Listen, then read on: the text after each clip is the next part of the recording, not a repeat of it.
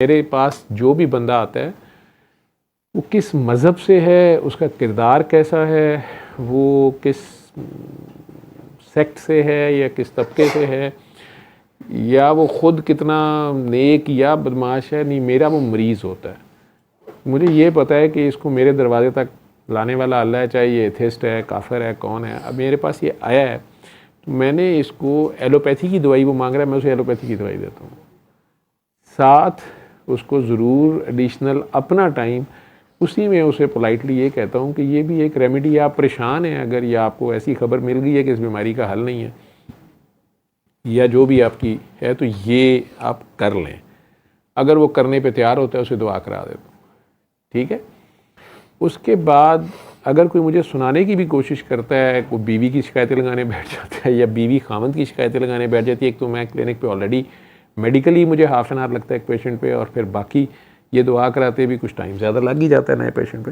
تو یہ سارا کر کے اگر میں ان کے پرسنل میٹرز حل کرنے بیٹھ جاؤں گا اور پھر اس میں خود میں بھی ججمنٹل یا پارٹی بن جاؤں گا تو بیٹا یہ کام ٹھیک نہیں ہے۔ آپ اسے اللہ کے دروازے پہ پیش کریں، ہمارے ذمے اتنا ہی ہے کہ اسے اس کے اللہ تک پہنچا دیا جائے جو اس کی شارک سے بھی زیادہ قریب ہے، اور اسے یہ بتا دیا جائے کہ اگر تم سے غلطیاں ہو بھی گئی ہیں یا کسی اور نے زیادتی کر بھی دی ہے، جس بھی سچویشن میں تم پھنس گئے ہو ابھی بھی تمہیں اللہ ہی نکال سکتا ہے۔ اس اللہ کو مانو جس نے تمہیں بنایا ہے، اور جیسے اس کو ماننے کا حق ہے، اور اگر تم پھنس بھی گئے ہو، کوئی ایسی سچویشن آ گئی ہے کہ اب تم کچھ نہیں کر سکتے، یا تمہارے خیال میں بند گلی آ گئی ہے، یا ڈاکٹروں نے یا معاشرے نے یا کسی نے بھی جواب دے دیا ہے، تو ابھی بھی تم اس کے آگے پیش ہو جاؤ۔ اس میں انہیں ایکیوز کرنے کا بھی کوئی فائدہ نہیں ہے کہ آپ نے شرابیں پی ہیں تو اس لیے ہو گیا، وہ اس کو پتہ ہوتا ہے، اسے کہ اپنے گناہ لے کے اس اللہ کے آگے پیش ہوں، ابھی بھی وہ معاف کر دے گا۔ اور اگر آپ بھی اس کی مخلوق کو معاف کر دیں تو یہ ایک چیریٹی ہے جو اللہ کی خاطر کرو گے تو اس کی رحمت اور جوش میں آئے گی۔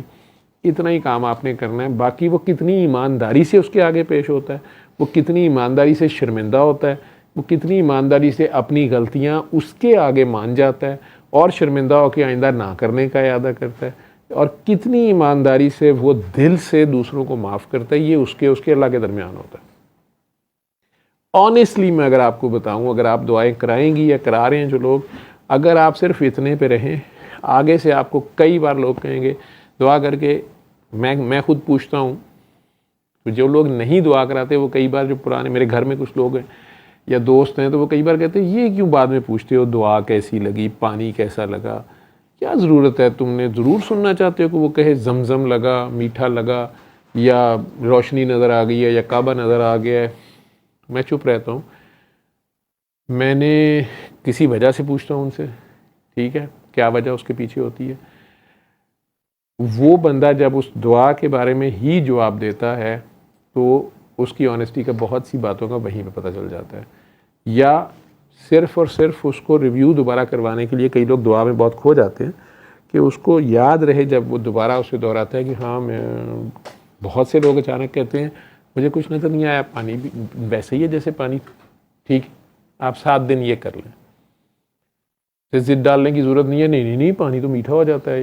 یا آنکھوں کے سامنے کعبہ نہیں آیا، روشنی نہیں آئی، نہیں، اسے کہیں ٹھیک ہے 7 دن یہ کر لیں، یہ ریمیڈی ہے آپ کر لیں۔ اب یہ اس کے اور اس کے اللہ کے درمیان ہوتا ہے۔ مجھے کئی لوگوں نے سال 2 سال جان بھی میری کھا کے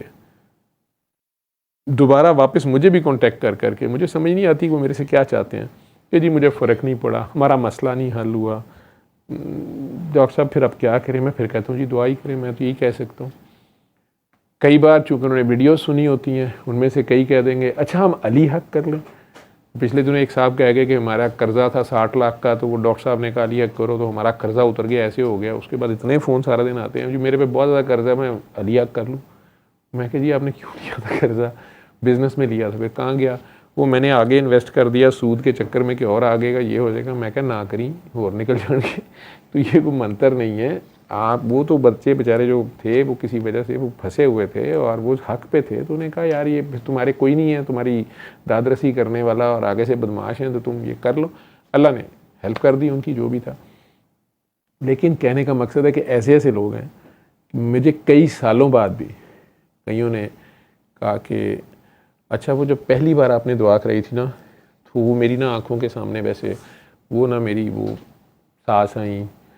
وہ میں انہیں معاف نہیں کر رہی تھی. میرے ابا آئے، میں نے چھوٹے ہوتے سے میرے دل میں ان کے لیے غصہ تھا. انہوں نے ایک بار مجھے سب کزنوں کے سامنے ڈانٹا تھا، حالانکہ میری غلطی نہیں تھی، بہت سکولڈ کیا تھا. تو لیکن میں نے معاف نہیں کر سکی. تو اب جب جو تھی نا 6 سال بعد، پرسوں جو تھی نا اچانک مجھے خیال آیا، تو وہ پھر میں نے دل سے دعا کی اور فلاں کیا، ایک دم ڈاکٹر صاحب یہ کام ہو گیا. تو وہ میں نے کہا تھا کہ وہ جب تب دکھایا گیا تھا تو وہ کیا مجھے معاف ہی کرنا چاہیے تھا؟ اب مجھے لگتا ہے میرے منہ پہ اتنی اردو کا پٹھا لکھا ہوا ہے یا بیوقوف لکھا ہوا ہے یا وہ بہت ہی معصوم ہے. تو پھر میں کئی بار انہیں کہتا ہوں کہ آپ کے خیال میں آپ کو کیوں دکھائی گئی اتنی پرانی بات؟ اب مجھے معاف کرنا چاہیے تھا، لیکن ڈاکٹر صاحب میں کیسے معاف کر دیتی؟ نہیں کرنا سی. میں کہ جب میں نے آپ سے پوچھا ہوگا کہ آپ کو کیا دکھایا کیا ہوا ہے، اب وہ مجھے لگا کہ مجھے ابھی نہیں آپ کو بتانا چاہیے، پہلے چیک کر لوں. چیک کرتے کرتے آپ نے اتنے سال بھی اپنے آپ کو تکلیف میں رکھا